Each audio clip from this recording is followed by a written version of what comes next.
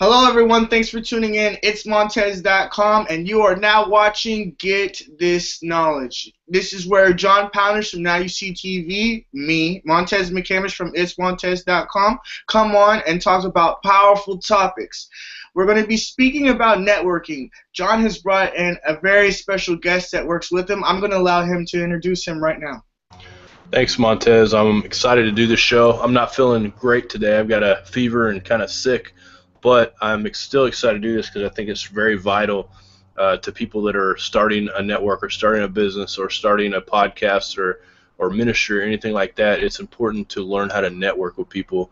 And today I brought on John Hall, which I think he's really, really great at networking. He's probably he really knows what he's doing when it comes to that stuff. And he's also my co-host on Now You See TV, part of our business. We have a business we're starting together to where we're going to be publishing books for authors and also just a bunch of other stuff. So he is very well versed in this stuff. He's one of my good friends, and he also has a wealth of knowledge. Welcome to the show, John. Hey, Montez, John, thanks for having me on today. It's going to be a great topic today. It's something that we use in our ministry to reach out and touch other people. Is networking. One of the biggest things that I know about networking is everybody has value, and don't miscount anyone as you're talking to them or trying to reach them, because everybody matters. Everybody does. So when you're trying to reach out and network, one of the biggest thing is to see value in just about everybody you talk to. And that's key in what we're going to be talking about today in networking. No doubt about that. Value. Everybody has some form of value, and I know a lot of times that the bigger you get, the more you're more likely to kind of shut people down because you don't think that they can bring much value to what you're going on, but you really don't know. I think it all depends on the person to find out how much value a person can bring to you, because as a business owner or as a boss or whatever you want to call it, you're the one responsible almost for helping that person bring you value, and not always, and they won't always. Some people will let you down on that whole thing, and it's important to recognize when there's red flags and how to chop that off real quick and be done with it, because the moment you start seeing red flags, as it's human nature to want to look past those red flags and see what that person is capable of. But at certain times, there comes a point where you have to look at the red flags and really take it upon yourself to do something about it, because they will come to bite you. There's no doubt about that. They will always come to bite you in the end. And that's not to say people can't change, but you really have to look out for those things. Whenever networking and doing the things like that, I know that you said, you might run into like problems and things like that. For like the both of you all creating Now You See TV and starting like networking and grouping to people, where was the first place you really started to reach out to? Was it YouTube? Was it Twitter? Was it Instagram? Where exactly did you all start funneling out and reaching into people to connect with people? Well, at first, when I first started doing YouTube, I reached out to people locally, and locally that I knew that I could get on camera and talk to, just bring them on camera with me, have them tell their testimony, their story, go to local events, whether it be like, I think one of the first videos I did was at Whirlpool, which they created like, refrigerators, stuff like that, and they were going out of business. They were moving to Mexico, and they had a big protest going on, so I went there and videotaped that. That was the first kind of documentary that I ever did, and I did a really good job at it because there was a lot of good content there. And I can't say it was me that did it. I didn't know what I was doing. I bought a camera, put it over there, threw it on auto, and just started videotaping people. And but it's weird though, because when I did that, all these people were like, "Hey, where can I find this link? Where can I watch this?" And so like automatically at that point, that video had thousands of views just because the people that were there at the event were interested in seeing their take on the story, not so much what the media's take on the story was, because the media's take on the story was just real watered down, just like always. I mean, they're going to go, they want to put it in a short, 2 or 3 minute segment for their radio station or their news station, and they move on to another story, whereas this was my main focus for what video I was doing. That's important. So I networked with those people when I first did that. Networked with the people that I was sharing their testimony, giving their testimonies, and I would always ask them. I'd say, "Hey, can you please share this with your friends and share this with your family. Show it to your people at church, whatever. And, you know, never be afraid to ask, because you always get an answer of no if you don't ask, always. And anyways, so I moved on from there. You know, we did radio network supporting thing and networking when we're doing shows like this. And Montez, you're starting to do this now, but you have people on and they become a network. You know, they become a network because sometimes, like when I have L.A. Marzulli on or something, he has a huge fan base. When he comes to my show, his fan base comes over to my show and checks out what I've got going on. Or with any guests I have. I mean, it's pretty, you know, it's just a common sense sort of thing. You bring people on. If they have any kind of following at all, they will bring their people on. And then, of course, you're going to have people on that that don't have a following, and you're trying to help build them up, and which I've done with a couple people before as well. I started getting into, you know, the Hebrew root stuff and like the following of the scripture, Torah, and everything. And as I was doing that, I started seeing more of a need to put stuff out because there's so much, so many misconceptions, so many different things, and a lot of the, you know, the people that I had on weren't or were, you know, I had a mixture. But me and John met in at a conference in Kentucky, and he sees the need, same need I had. He had the same vision that I had, and so ever since then, we've kind of just been partners on this whole thing and really working together. Because when there's one thing to network with people and have them on your show, but it's another thing to have a partnership with somebody. You have to have somebody that's wanting to do the exact same thing you're doing, not having, you know, these harebrained ideas or this or that. You have to be on the same path to work hard at it. So. Right, it makes so much sense. There's no sense in like someone doing the same opposite and then saying, "Hey, let's network. I want to work with peas, but you can work with green beans." They kind of need to be somewhere in the same category. That makes so much sense. So, like with networking, you found out that it's easier to do it face to face, or is it easier to do it over line? John, it looked like you had something to say there, but I'll go ahead and. Well, something to what Montez was just asking, and it correlates with what you were just saying. Back in May is when John and I first met, and that was back in, I believe it was Powderly, Kentucky. And my wife and I wanted to start a conference, and so we invited Rob Skiba, and I know you met him at the last conference, Montez, and interviewed him. We invited Rob Skiba and Douglas Hamp.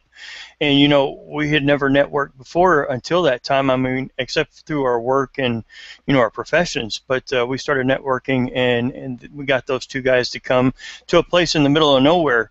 And through networking with a lady that's in the Torah movement that John and I both knew, and we didn't know each other at the time, her name was Lita. And she kind of connected us because I didn't have a way to get the conference filmed, and everybody wanted to see it streamed and broadcast. So she hooked me and John up, and we met there at the conference. And like you said, we found out we had like-minded ideas and visions, and wanted to get the word out to folks in a proficient way. So we hooked up, and next thing you know, we're 6 months into Now You See TV, and things are rolling. But as far as the network goes, you know, one of the things that I saw at the last conference was at the Exposing Darkness conference. We had Gary Wayne there, we had David Carrico, Rob Skiba, and it's just networking, and you just make those calls and hope that these people say yes. But again, it comes back to the value. We see value in people, and we let them know it. We want to nurture that value, and once they see that, you know, we're like-minded, that we're not out to get them or hang them, that we have mutual benefits from them showing up. I mean, as far as, you know, conversation goes and nurturing, the networking goes a whole lot easier. Just like when you came down, Montez, to interview Rob Skiba, Dave Carrico, and Gary Wayne, you were networking. So that's the basics is just finding value in people and letting them know it. Yeah, like when I went down there and I sat down with Rob Skiba, and I got to sit down with John Pounders and Donna Carrico, and we were talking about all the situations that they've gone through for the reasons for being there. I wasn't really aware at the time where exactly they might sit and later on be able to use their knowledge on things, or even as far as advancing myself and seeing it as in a networking way. But then later on, I found out, through her, you're connected. They're all connected, so it was a pretty big web, but at the time it was a small thing for me, So like it was pretty powerful. So again, like since you all have grown so far, I want to know, like, is it for you all?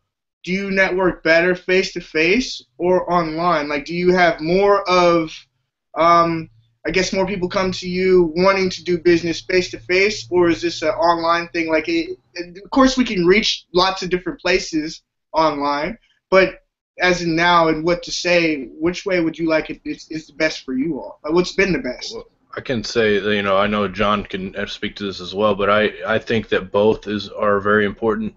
I think online is just a tool to be able to reach people that you would have to fly out to normally reach, or you'd have to write a letter to reach, or email, and you can't, being able to talk to people face to face. We can do conference calls anytime for free via, these softwares that we have out, and do that. It's important, but I think also there's an importance to, once you're ready to take that networking step to a more professional relationship or a friendship, I think it's important to meet people face to face at some point after you've gotten to a point of of us understanding. And I think it's important to know what to do with your networks, okay, to do with the people that you have to network with, because that's something that's really hard for people to do. They're like, I know this person, what do I do? How do I bring this all together and make something out of it?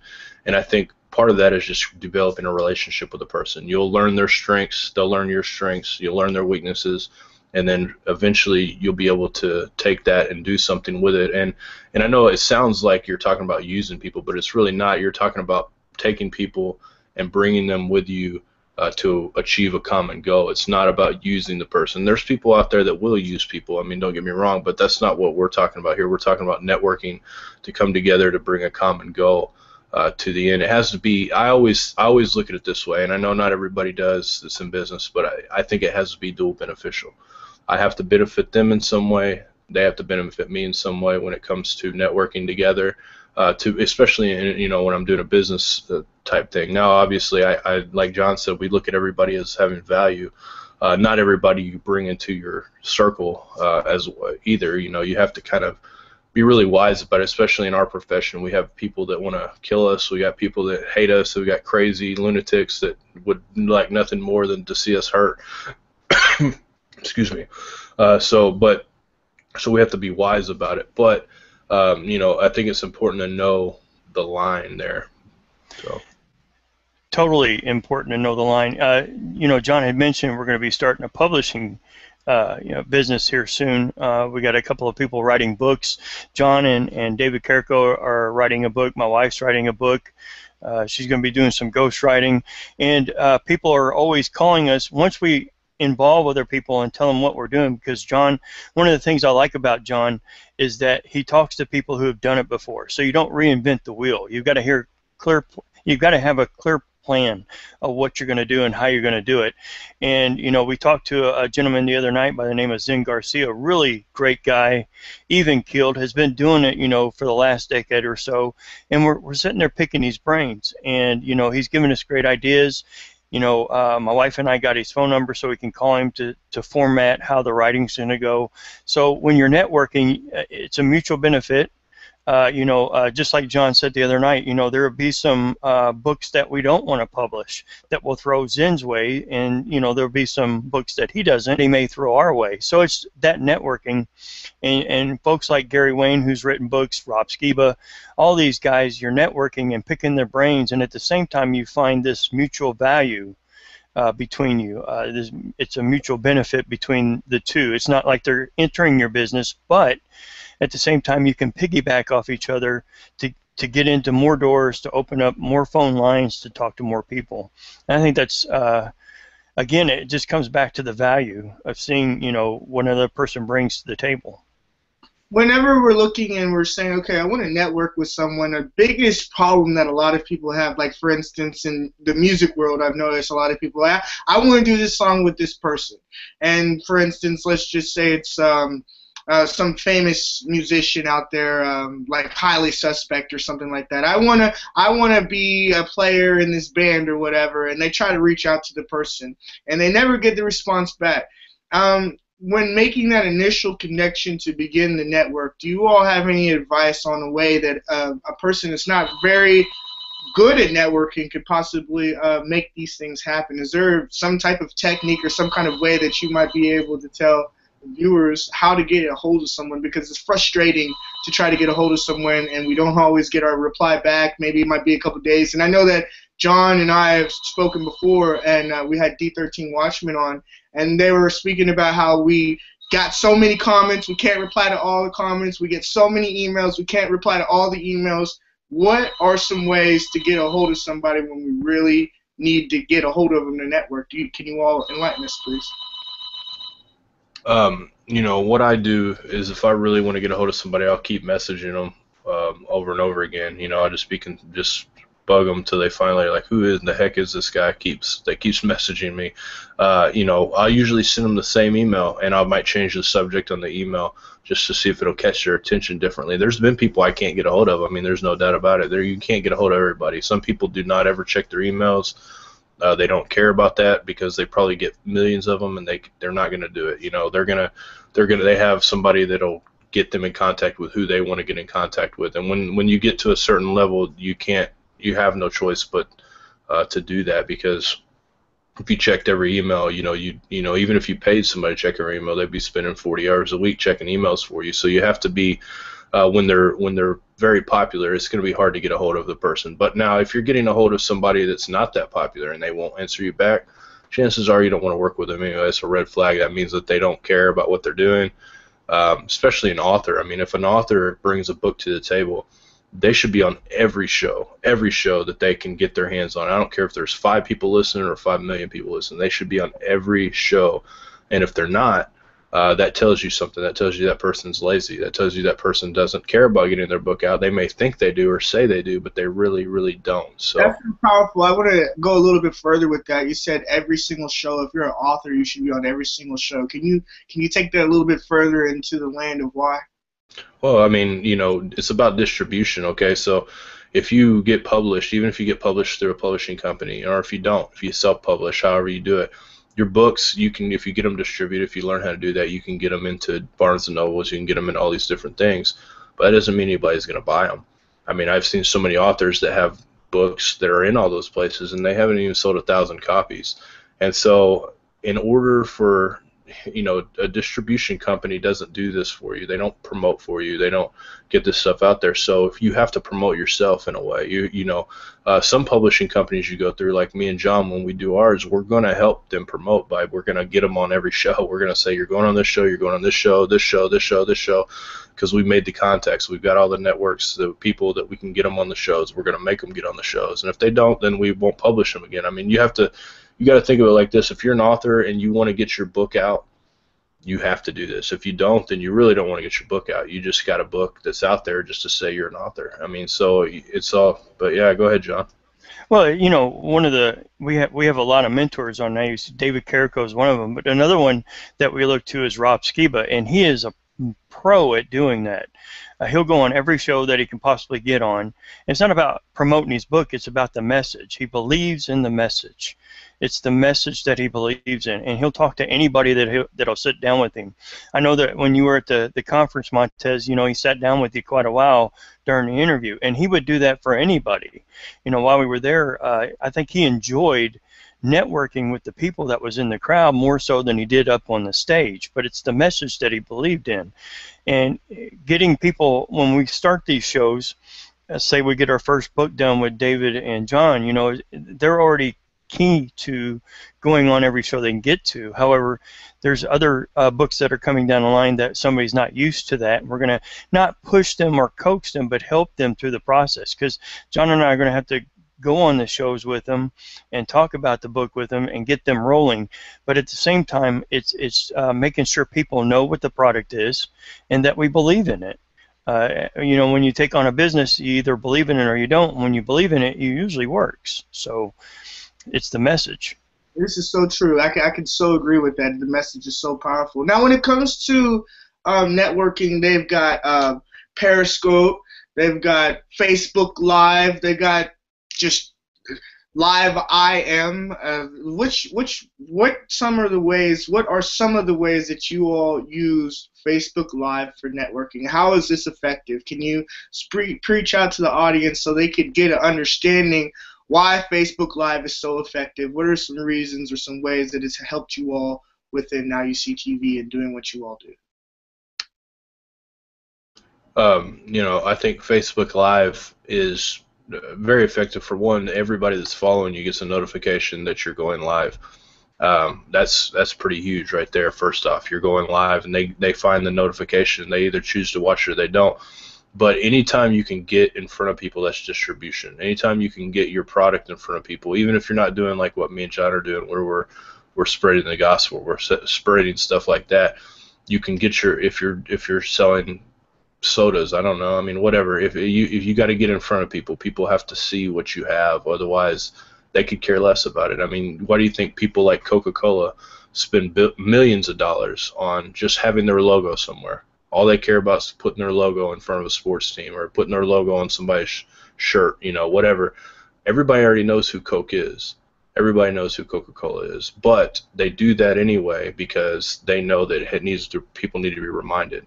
They need to be reminded about what they're missing or about what they think. It's advertising, brand advertising needs to happen very often and as in front of many people as you can. So Periscope, I've never used Periscope, which is something maybe I should use, but Facebook Live I've used numerous times. John uses it all the time too. It's a way to remind people. It's a way to put their memory to what you're doing, and so that they can, because I mean, people watch our show. Most of our friends know about Now You See TV.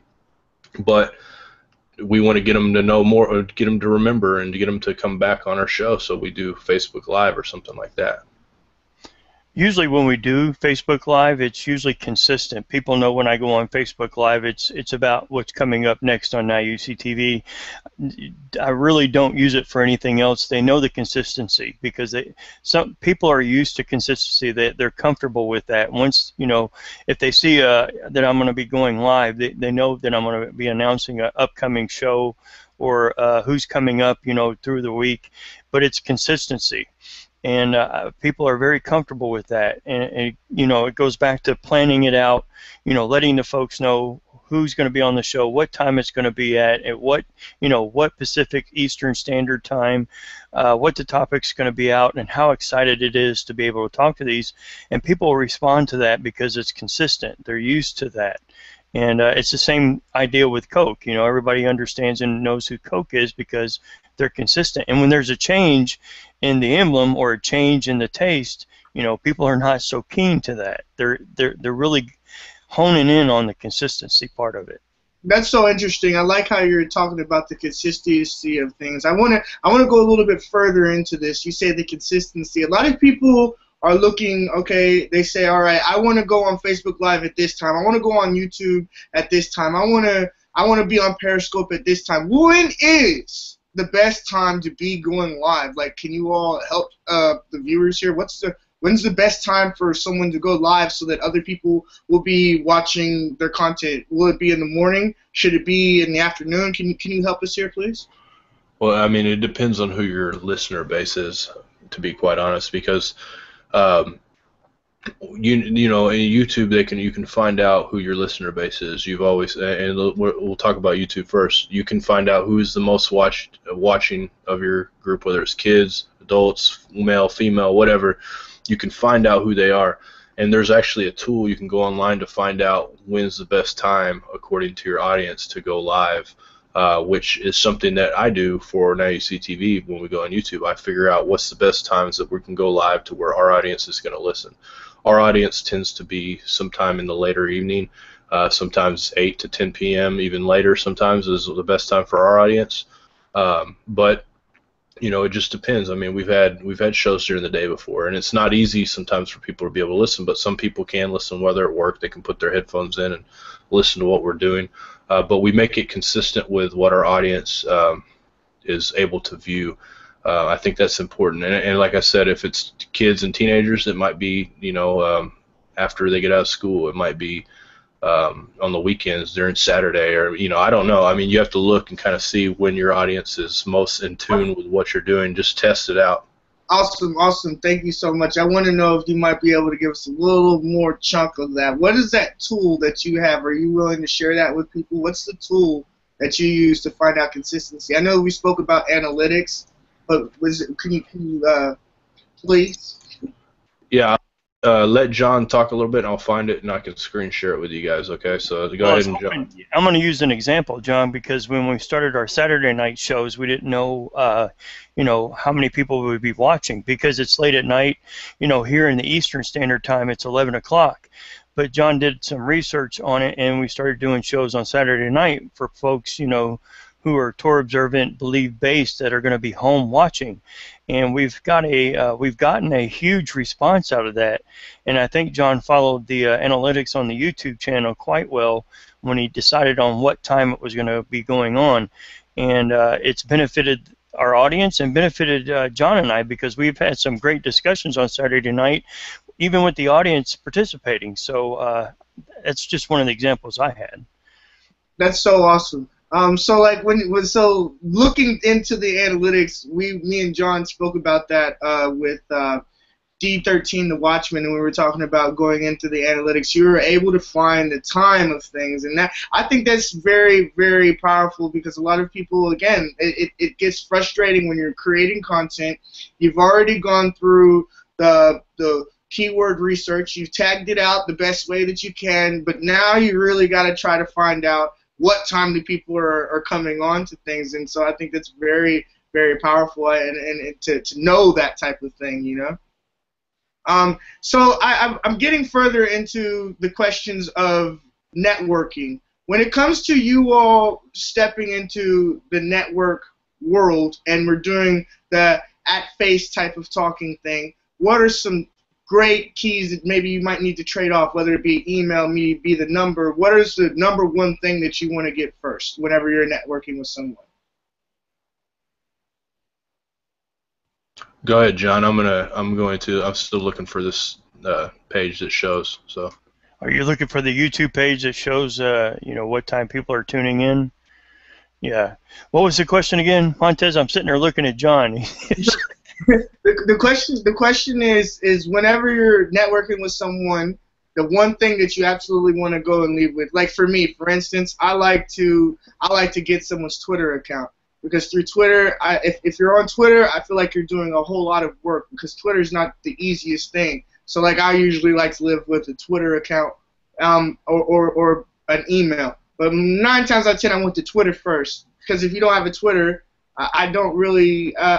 It's not that I don't think that you're doing anything, but I really like Tweet Patriot. You can find her on Twitter. I'll share my screen here after a while and show you all. But the connection through with her, she's always tweeting me. I'm tweeting her back. So like there's this big connection there. So, and I'm able to put other people into the mix. So it makes the networking so much easier for me. But for you, what's the best way? What's the best piece of equipment to walk away with? Is it the email? Is it the Facebook link? What do you normally want? What's the substance that you normally want when you leave away?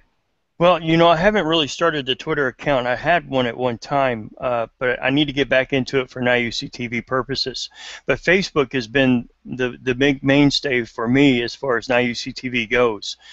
People can get a hold of me on Messenger. They can get a hold of me through email or just posting on my Facebook page. But Messenger and email has been the biggest one for me.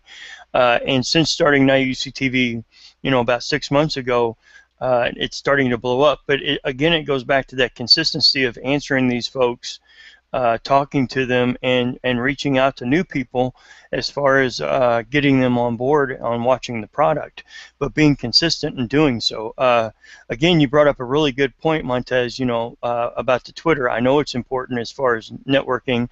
I know a lot of our viewers use it, and it's something I need to think about. So you just tweaked an idea for me. There you go, putting it on there. Okay, so as far as in Facebook, when you're looking and you're wanting to find someone to network that's new, we all got friends. Some people are sitting on like 5,000 friends. Some sitting at 3,600, and they're almost at that 4,000 mark. We want to get more friends, but Facebook's got this corny way of like blocking you when you want to get someone new and bring them into your world of whatever you're doing. what are some ways that you network with new people, and how do you get to network with these new people? Are there groups? What are you, can you point some people in a direction of where maybe they might be able to possibly go and network? Yeah, as far as, reaching that bumper limit up to 4,000, 5,000 people, and a lot of people out there do that. I've not reached that goal just yet, so reaching new people is not that hard as yet. But I'm probably a member of just about every tour observant group out there, and being involved with those groups and talking to those people and being able to post the videos that we do and post documentaries that John has done on those groups gets people to see the work that Now You See TV is doing. And as many groups as I can possibly get in, and I try to stay active. I think I'm involved with over like 67 groups, but they're all in one base Torah observant group. And I don't know everybody that's in the movement, but at least I'm touching people, and I do get responses back from them, and I do respond. Again, it's the consistency, but it's touching those folks in those groups, whether it be, Kentucky Torah Observant or California's Torah Observant or Hebraic Movement. I'm in just about every group out there, so I can reach them in some way or some fashion. Yeah, I think what John said is dead on right there. That's what I was going to say. Groups, Facebook groups are key, because you don't want to just go adding people. Don't do that. Don't add random people to your friend. Don't let them add you, okay? Because that means they want to see what you have going on. I don't add anybody to my Facebook. I don't friend request people unless somebody suggests a friend and they want me to add them or whatever. Then I might, but I don't add people on my Facebook. If they add me, I Could you tell us the reason again why you don't? Why again? Like, just edify that for everyone. Because you only have 5,000 spaces. First off, to have friends with people on Facebook, you only have 5,000. You want people that care about what you're doing. Just the same reason you don't buy likes on your Facebook page. The same reason you don't buy subscribers on your YouTube. You don't do any of that stuff, because those people could care less about what you're doing. You want people that genuinely have a care for what you have going on. And like John said, a Facebook group is the perfect way to find your people that care about what you got going on. And he says for Torah observant people. So for him, that's perfect, because that's his audience. Those are his people. He can go in there, post stuff, and then they see it and they care. And if you're a part of a bunch of Facebook groups that have nothing to do with what you're about, it's a waste of time. You have to be I used to do every video I had, I used to post on related Facebook groups every time, and that's how I got people interested in what we were doing. That's just how it happened. I mean, now I don't do it anymore because of the lack of time or whatever. I do every now and then. I'll post one to a group or something, but I used to, like, if I posted a video about Giants, every Giants page groups that I was a part of, I added all of them, and I posted that video inside those things. If I had a video that was about politics, every politics page that I had, I posted that video in the politics groups.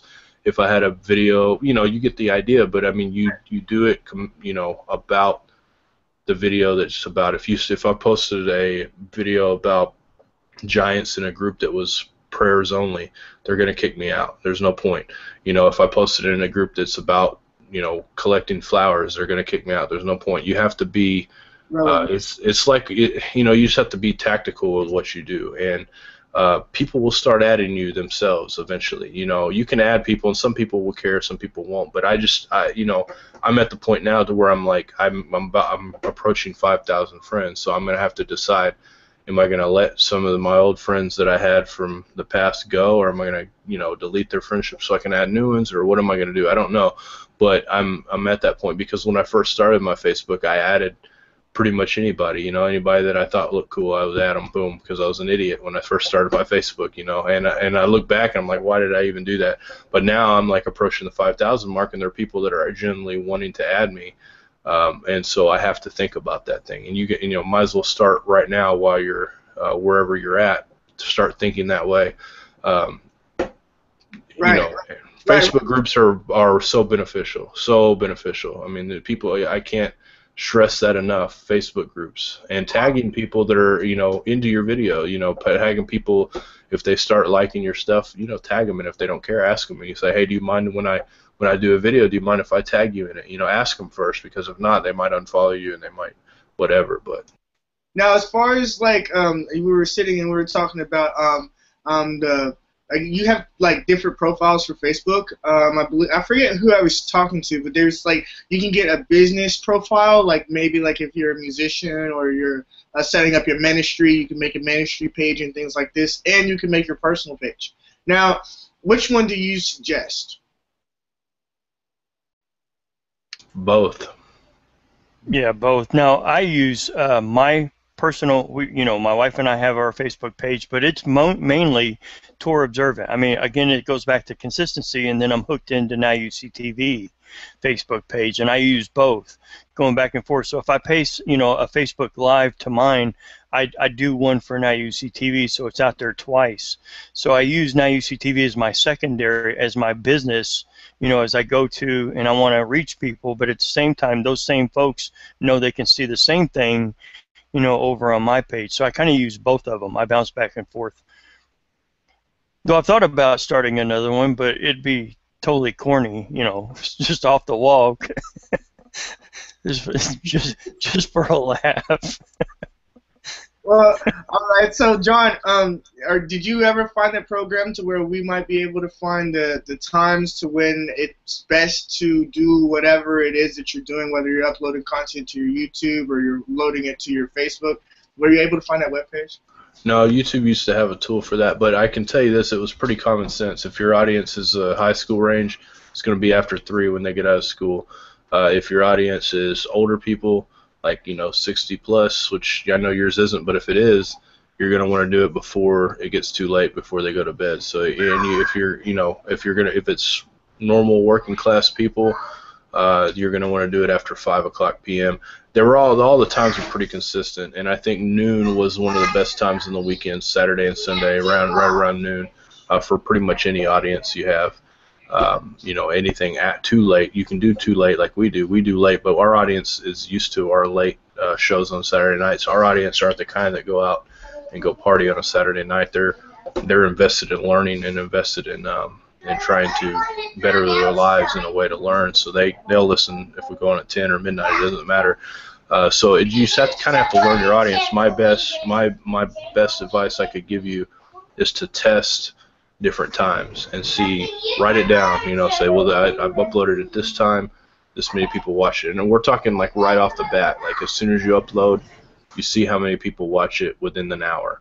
That'll tell you right now how your subscriber base responds to that time. Because like yesterday I uploaded a video at a time when I knew better to upload it like 11 o'clock on a Monday night.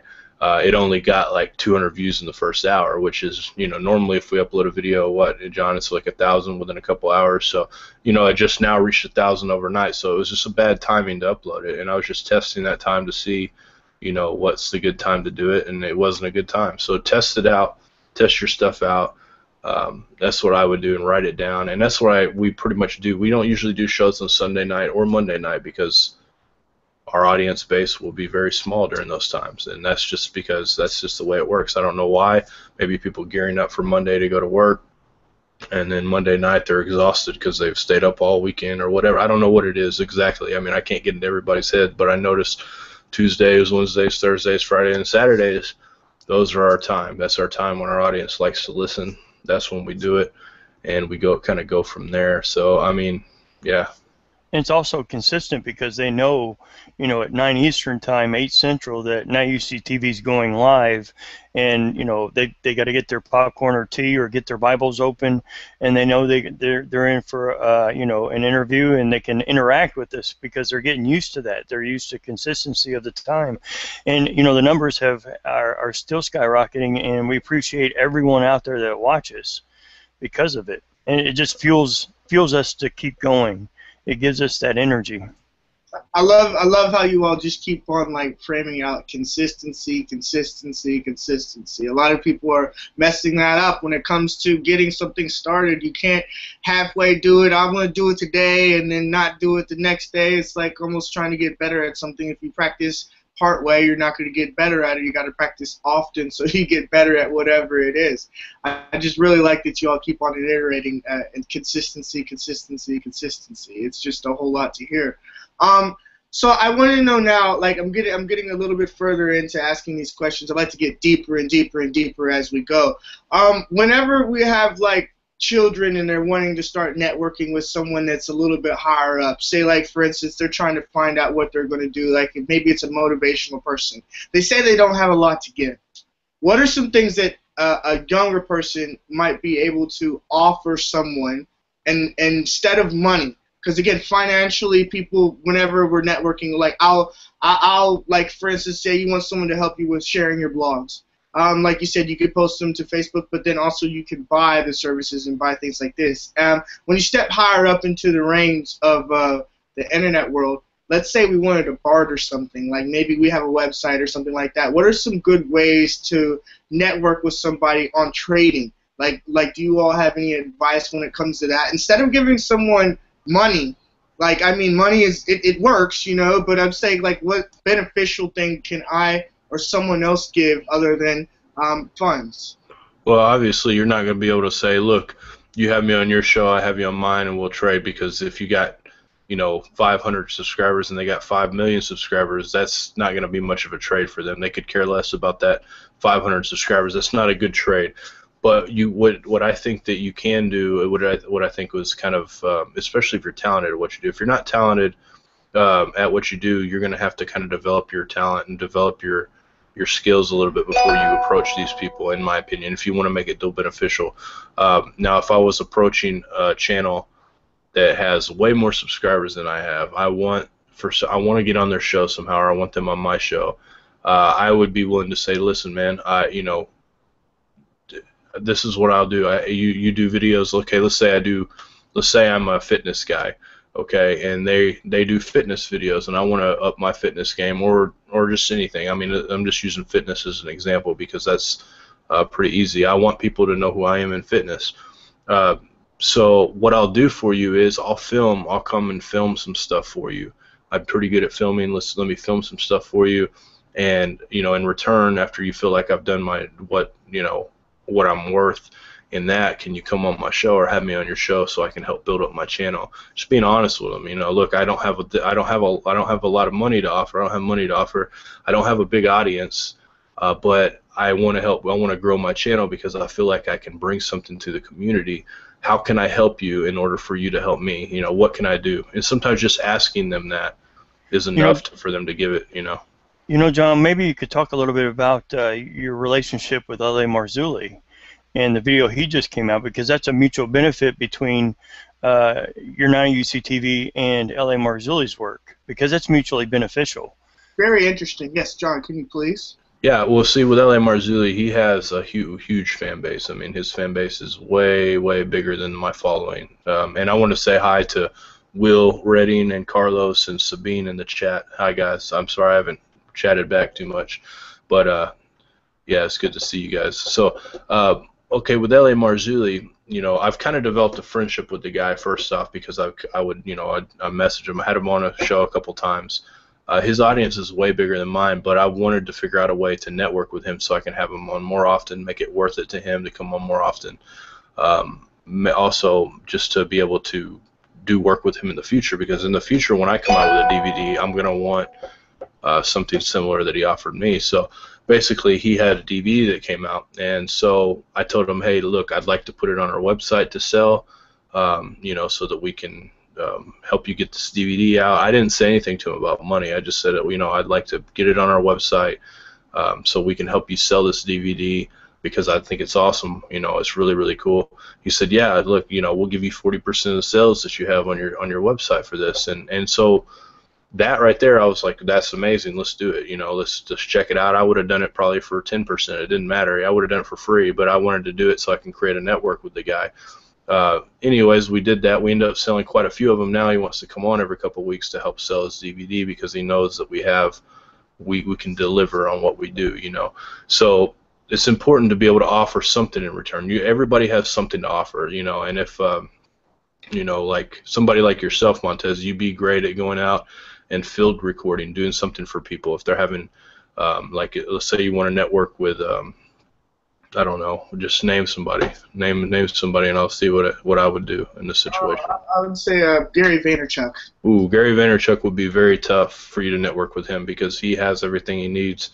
He was a multi-millionaire, and he can pay just about anybody to come out and video him or do anything like that. So that would be something that where fate would have to step in. You know, Yahweh himself would have to step in and kind of make that connection right there. So you gotta start thinking, like, now once you get to a level to where you can network with the guy, then, you know, but right now there's no way. I mean, I just to be 100% honest, you might as well just, you know, work your way up till you go to him, because he, like I said, he's a multimillionaire, reaches millions of people every day.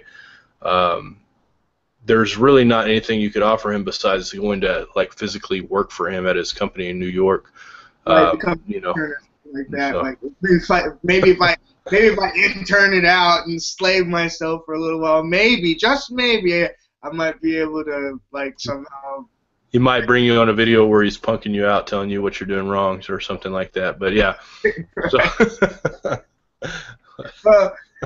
That's funny. Well, okay. I know this sounds like a crazy question, but I've been running into these people, and I'm sure other people do too. Teamwork. I stress to them, teamwork. Can you all please give the audience a good reason why teamwork is number one? One of the things that works between me and John knows my weaknesses, and I know some of John's weaknesses, but at the same time, you know, it's that you always work in the box. You hate hearing that too, and you hate hearing teamwork. But what he and I bounce off of is, again, consistency. Because if I'm falling out on John, I know he's there. And if he's falling out, he's feeling sick today, and if, you know, there's a show coming up tonight, he knows I'm going to be consistent. I'm going to be there, and I'm going to get the job done. It's all about consistency and trusting who you're working with. And you know, the teamwork is, yeah, it's great, your team building and all that, but what we're doing is that he's trusting me to do what I say I'm going to do and be consistent about doing it. And when you get into the teamwork aspect, it's all about the trust. Can I trust this person to do it?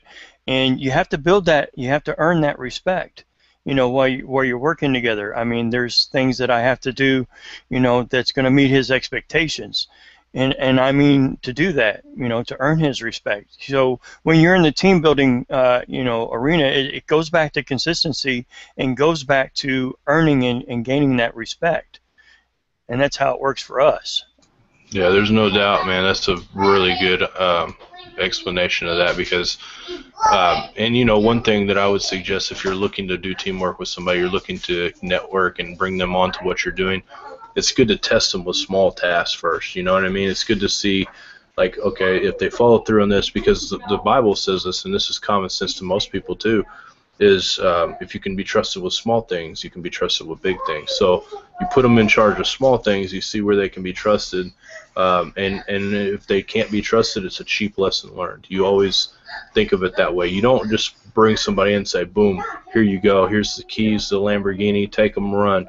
No, you know, if you were trying to find somebody that you trust with that, you would say, look, here's $10. I need you to go and go get this for me or whatever, and if they come back with the product and, you know, you got your receipt and they're trustworthy, then you move on a little bit bigger. You move on until you finally can know that you can trust a person, because testing out red flags and seeing these red flags is so, we talked about this at the beginning, but I want to tell you why it's so important, because I don't know, I've learned from my mistakes in this so many times already, and I don't know how many, at least 5 times I've looked over red flags on somebody, and it's been horrible for me every time. It's always come down to me getting stabbed with that red flag, you know, or something, you know what I mean. That red flag is so important. If you see something like that, don't look over it. Do not look over it. I know it sounds like, you know, you're not giving somebody a chance, but do not look over the red flag. If they have a habit of being lazy or not showing up, don't look over it. No, we've had people on that we've had shows with that they don't even show up. They've showed up 50% of the time on time for their own show. We've had people that are kind of rude, you know, and we looked over the red flag, and you know, I've had people that I've known before. How did it affect you once you looked over the red flag? Like, I want to go a little bit further into this. Like, you say looking over these red flags, and maybe you telling the situations of why you shouldn't look over the red flag, and then telling them what happens when you do look over the red flag. Maybe some of these people can not have the mistake happen that maybe you've had. There is a certain bound within Now You See TV. Again, I'm going to ruin this word, consistency, that we have. We have certain values that we stick to, Montez. And, you know, being within the inner circle of Now You See TV, we have standards that we like to uphold. And when we bring somebody on board, we expect them to hold those same standards. Not that they have to think or believe or act like we do, but as far as show up on time, do what you're asked to do what you say you're going to do. And when we start seeing these inconsistencies in the patterns of the people that we bring on the inner circle, you know, lessons learned, the red flags, you're going to get stabbed with it, and it's going to come back on Now You See TV. And it looks bad on the product that you're trying to present to the audience. And bringing these people in, monitoring them, not monitoring, but interview, because it's a slow process. And I believe John and I are starting to learn that there's a slow process of interviewing people as far as how far they come within that inner circle, as far as bringing them on consistently through the shows. You know, he spoke of people coming on late or just on time or presenting a bad product. And that's not what Now You See TV is all about. And, you know, and so there's been a few instances where we've been a little lenient on that. Well, there's a new standard within Now You See TV. This is our standards. This is what we expect. And please follow the rules. And if you don't, here's the consequences. So it's just laying out that plan of action. You know, it's not we're going to slap you on the wrist or call you bad names or push you around. Look, this is the standards that Now You See TV holds. We ask that you know, appreciate those values and adhere to them. That's about it. Just having that plan of action. Yep, that's so important to be able to do that, because you know, like John said, if you don't do that, then your whole company becomes inconsistency. It starts, the weakest link is how strong the whole chain is. You know, there's no everybody else is strong, but we have this one weak link. When you go to pull with that chain, that weak link is going to snap right off, and it's going to create a effect where that chain goes flying. And so you can't have that. You can't have people that are throwing the red flags. And now one day maybe you can give them a second chance and see where they go with it or whatever. I'm all about second chances, but at the same token, you can't give that person too much at the time when they're showing up red flags. I mean, and I've learned that before, and I didn't stick to my guns on it on several occasions. You know, one time I helped this guy a long time ago, and he turned out to be a loose cannon, just real temper and all the kinds of crazy stuff. I let him back into another ministry I was doing. Same kind of scenario happened. I looked past the red flags. I looked past my own instincts to give this guy a second chance, and instead of just you know, looking at the red flags and saying, I'm going to take that red flag as a sign, I'm going to move elsewhere. There's nothing wrong with doing that. Don't think that somebody, you have to have this person in your ranks. Don't think that, because that's not necessarily true. There's a lot of people out there that are very talented. Talent is Yahweh spread talent very thoroughly throughout the whole world to people. There's people out there that are very, very talented. Talent only means this much. Talent only means this much. Hard work, professionalism means everything. You know, on a scale like this, talent's down here. It doesn't mean anything. Somebody that can work hard and that can be trustworthy and consistent will surpass that talented person by so fast and so far. And they won't, you know, if a person that's willing to work hard, they're not working hard just for themselves. They're working hard for everybody around them, because they want to see things move forward, and that's what we try to do. You know, we try to move forward in a way that it's going to bring up the people we have on our shows. It's going to bring up the people around us. It's going to, you know, it's going to be motivating. It's going to be everything that we expect. We don't, you know, that's important. It's so important. Anyways, yeah. Is there any like special people that you might be able to tell the audience, like if they're trying to look to start connecting with people that you might suggest to others? Like, who are some good people to connect with to actually start doing whatever it is, whether they want to get further into reading of the scripture and getting more knowledge into things like that, or whether they're trying to write a blog. Like we just had Amy Denise on the show, and she was just so professional talking about all the things that she'd been through. Are there any people that you might be able to point out whatever that is that they do, and then say, hey, look, if you need to connect with someone, get a better knowledge on this, follow whoever this person is, or check them out on this. Is there anyone that you could suggest? You know, I wouldn't suggest any particular person, but I would suggest the type of person. Somebody that works hard already, somebody that has a good attitude, positive attitude. You know, you don't need negative Nancy's on your team. That's going to bring everybody down. Somebody that is willing to go the extra mile. And if you're going to bring them on the team, like I said, test them. You know, give them small things at first. You don't want. There's no reason when you build your thing, okay, when you build what you're doing, it dies on you. It lives on you and dies on you in a way. You have to kind of bring something to fruition before you start adding people to what you're doing, because people aren't going to believe in what you're doing if you don't already have something built. If I would have said, John, I want you to come in and do this with me, and I didn't have anything, I can guarantee John would be like, well, you know, yeah, that's cool, man, but I don't know what you got going. You know, it wouldn't have worked. You have to have something for them to believe in to begin with. You know, going back to when John and I first met, you know, we started that conference down in Powder Lake, Kentucky, in the middle of nowhere, and he's all the way up in Evansville, you know, Indiana, and I'm down here in Kentucky. And we had a network of people, of tour observant people, so we knew the network we were working within, and we were working with a young lady by the name of Melita that lives in that area, and she knew John, you know, being tour observant, knew him as having now UCTV, and then Patty and I wanting to do this conference. So it was through that network, through her, that we were able to meet and get this done. And it's just like you said, it's just the people who you know are wanting to network with. You asked about a guy up in New York. I don't even know who the guy is. I guess everybody in the audience does. I never heard of him. You know, how am I going to get in to work for this guy? But at the same time, there's a way of doing those things, because you can find out who his friends are, who his inner circle is, and you don't have to attack the situation towards him, but start reaching out to the friends that he hangs with, that your name's getting mixed out and mixed around. So it's not actually going straight to the person, but who is that guy networking with, and you get in those networks, and the more you do that, the more your name is known to those people. So when you do go contact, man, hey, I know who Montez is, let's talk to him. Right, and it's so powerful. That's the reason why I like Twitter so much. I'm going to get a screen share going on, and I'm going to share with you all a little bit about the power of Twitter. Okay, so here we are, and here's the Twitter page here. Let me enlarge this for you all.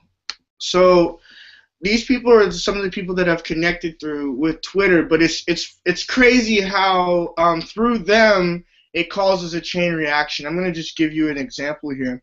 Okay, so when we scroll down here and we look further into, let's say, we'll take where this tweet started here. Sonny Pearson, and he tweets to these people here: tweet for Patriot, Montez, McCamish, no profane, and Top Junction. Thank you. You are doing well. Pretty much is what he's saying. May God bless you all. Now watch how this Twitter comes to life. She likes the tweet for tweet. She likes it, and so this is causing now impressions for Sonny Pearson. And then after she likes it, she retweets it. Okay? And then this happens. She starts to retweet it. Catherine Gallahart retweets it. And then she likes it. And then these people now know what's going on. So it starts a chain reaction. It just starts things from going in. And then when we go into some of these people, like we'll click on this profile here, and when we go in and see what's going on, we're able to go through and see what exactly this person is doing. This is why I like Twitter so much. See, with the last couple of hours, this is what she's been talking about. So we can see what kind of work, what type of person she is. So I really do enjoy Twitter to get a better understanding of what every person's into. As you can see, tweet for tweet, she's very, very active. So this is causing my Facebook or my Twitter to become more recognized as being pushed around through Twitter. So now more people are starting to collaborate and work with me. And so you can see how that pretty much starts to take an effect when using Twitter. It's just usually that one simple mention can start into something and make a huge difference in types of things. So I think that it's very important to, when you are working on Twitter, when you are working with someone, it's speaking and reaching out to that person and including them in whatever it is. See, like, if she wouldn't have included me inside those conversations, I wouldn't have had all that interaction in between things. So I can definitely agree with where you're all coming from. So I got a question for both of you. Okay, since we're talking about networking, because I only deal in the email, I deal with the Facebook, the messengers, and the groups, and I manage those quite well and proficiently in what I have. But say like you've got those groups going, and then you want to start another networking, and like you said at the beginning, Montez, it's not really that easy when you first start, because you got to learn how to interact with folks and use the tools that are given to you.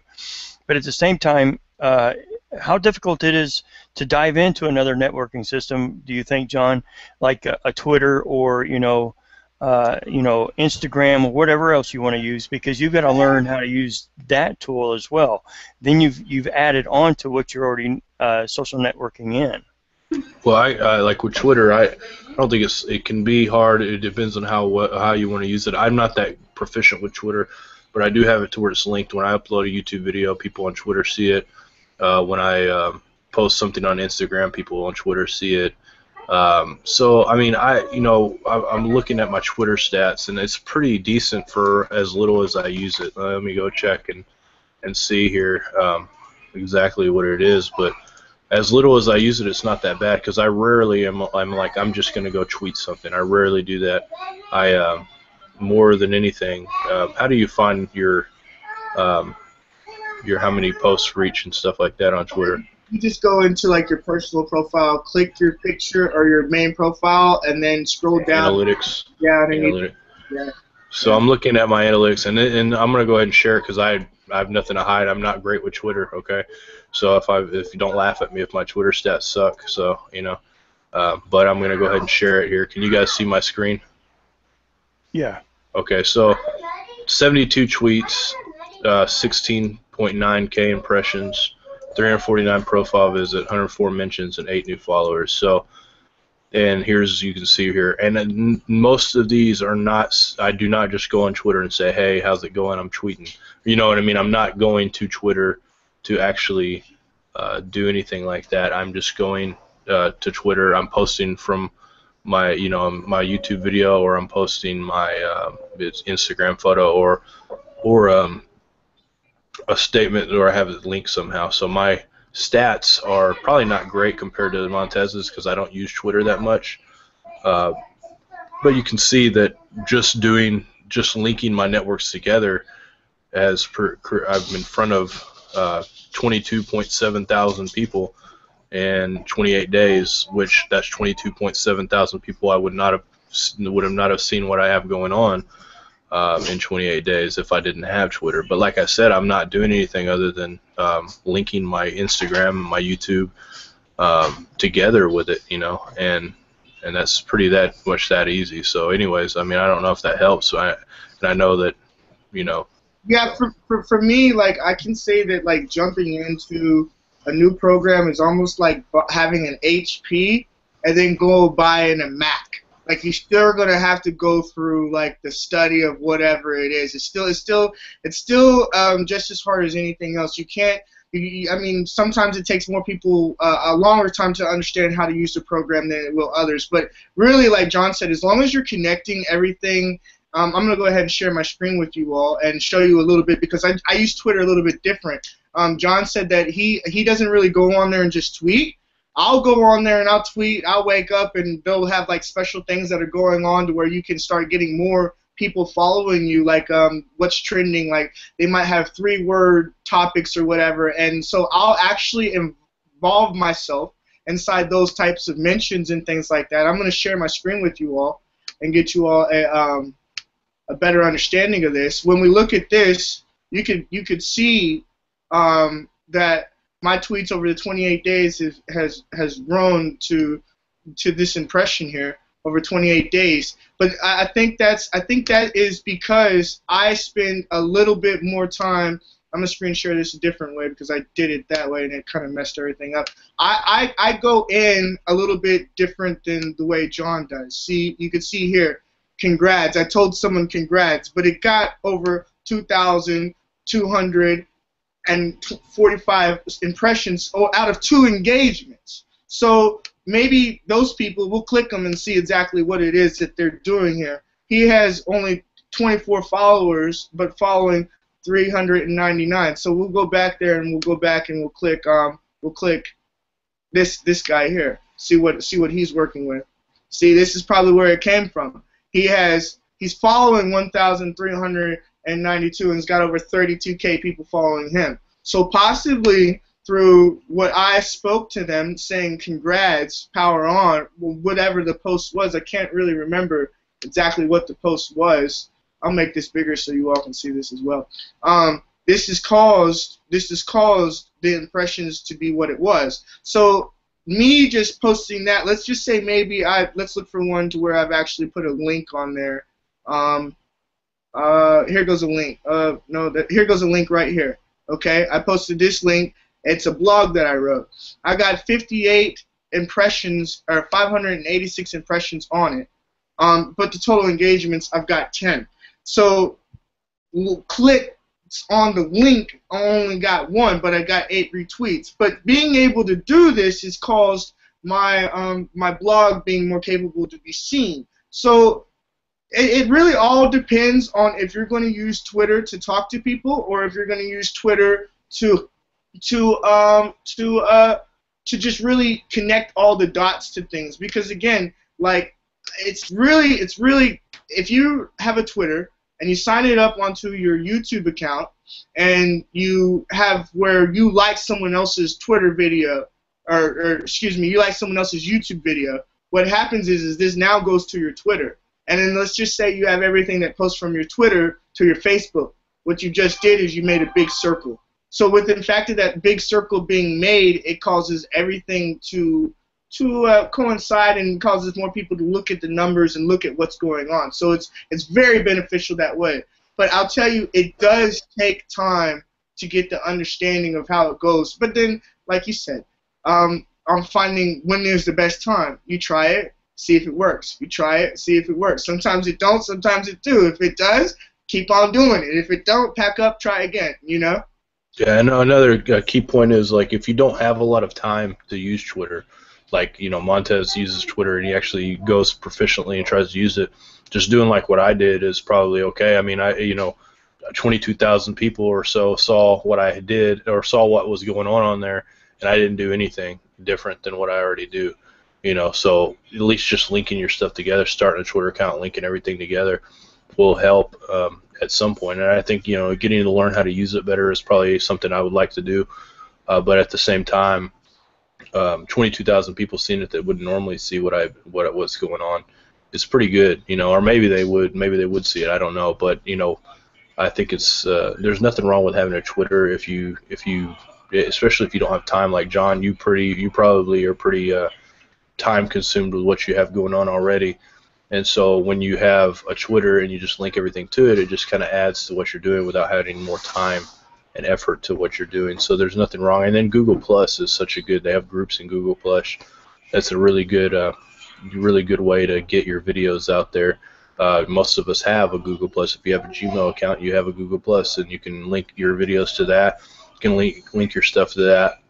It's a good network of people to have. Plus, you can email it out to them or whatever. I mean, Google is really up the map on that. They're getting ready to do away with Google Hangouts on the Google Hangouts on Air, but they'll still do the YouTube Live using Google as their platform. But they still have tons of things that they can use for it. I mean, there's so many different ways, and I mean, I haven't used everything. and I probably won't until I can, hire some kid intern that wants to do social media and go bananas with it, and then I probably won't be doing everything on it. Not that I don't want to, just because I don't have time. But I think it's important to try to link it all together. Link your Instagram, if you have an Instagram, you can actually just take pictures on Instagram and post it automatically to Facebook. So instead of wasting time doing it on both, you can just do it on Instagram, post it to Facebook and Twitter, and then boom, you did Facebook, Twitter, and Instagram all within a split second. Pretty simple. So. And it's very, very efficient to be able to connect all those things together. I really think though the quickest thing to learn if you're like new at something, like a lot of people, believe it or not, don't have an Instagram. And I think that's really the easiest thing to learn, because after you get an Instagram, you could just take a picture. Let's say it's of a potato. Take a picture of the potato, hashtag potato soup, hashtag fried potatoes, hashtag baked potatoes, and you'll be surprised. After you put those hashtags in there, all these people will come flooding to this potato picture that you have, and it'll cause like a lot of traction, a lot of what's going on. So like, for instance, you take a screenshot or you take the picture of your YouTube upload and it's the thumbnail, you post it up on your Instagram, and you put the underneath of your Instagram, you put your YouTube link for the video. People will go click on the picture and say, well, that's a nice picture, and the next thing you know, they're watching the video. So it's just really causing a big chain and effect of what's going on there. But yeah, you'll have to learn it. But I think Instagram is the easiest one to go about. Then Google Plus, I think Instagram's even easier than Google Plus, because you have to join groups and add friends and things like that. So yeah, absolutely. Before we end the show, I'd like to ask you all a question. Is there anything that you all would like to ask into the audience of people? Like maybe someone that's listening will answer the question that you have. Is there something that maybe you all might want to know a little bit more about Now You See TV? Or is there any question that you want to have answered from our viewers? Is there anything that you have that we might leave out on? What is your favorite way to learn about our shows? Do you like the text messages? Do you like the emails? Do you like Twitter? Do you like Facebook? What is your most the way you find out about our shows the most? Because I see that several of the people in the chat are listeners that we have normally on Now You See TV. So in the chat, tell us the way you find out. Is it YouTube notification? What is it? Because I'm really wondering about it, because we do the emails, we do the text messages, we do Facebook, we do Twitter, we do YouTube, we do it all, almost everything, in a way so you guys can always know what we have going on. Which one do you like the most, or do you like all of them? Because I really would like to know. I look at the statistics on our emails going out, and I look at the statistics on our text message going out, and they seem to have a pretty good response. So Twitter, Carlos says Twitter for him. Thanks, Carlo, for answering that. Email Amanda. Is that on YouTube? Is that the YouTube chat? Yeah, it's the YouTube chat. Email Amanda says email. Very cool. So yeah, it's all of them. I guess we need to keep them all. There's no reason to not leave any of them out. So hello, Carlos. Awesome. Well, is there any more that you think that we might be able to put out into the air for the people? Is there any more advice that we could put out? I'm sure there is, but is there anything else that we might need? Well, before I bounce off here, one of the most important things that I can tell you to do is be in communion with the Father. Pray about everything you do. Ask Him to show you a clear path on everything that you have going on, because it's not always easy. It's not easy to see red flags sometimes. Some people are so good at conning and so good at holding those red flags in at first that you may not see them. But if you pray, sometimes God will show you these red flags ahead of time. He'll show you all these things. I think that's so important. To having discernment. Discernment is a gift from the Spirit. Discernment's not something some people have it more than others because of the things they've been through in life. But it's a true gift. Not everybody has it. But pray for it. Pray for discernment in dealing with people. So. What's up, Carlos? He said, hey, do you guys have any questions in the chat? If so, we'll answer them the best we can. Anyways, John, you go ahead with that question as well. I wouldn't add anything to what you just said, John. just as long as you guys walk with the Father and you're in communion with the Father and listening to Him. Just be still and listen to Him and trust Him as you're walking these tasks out, as you're trying to get your YouTube started, whatever you're trying to get started, whatever network you're working in, go to the Father, take it to Him first, and trust Him. I couldn't add anything better to what you just said. Lean not on your own understanding. It's very powerful right there.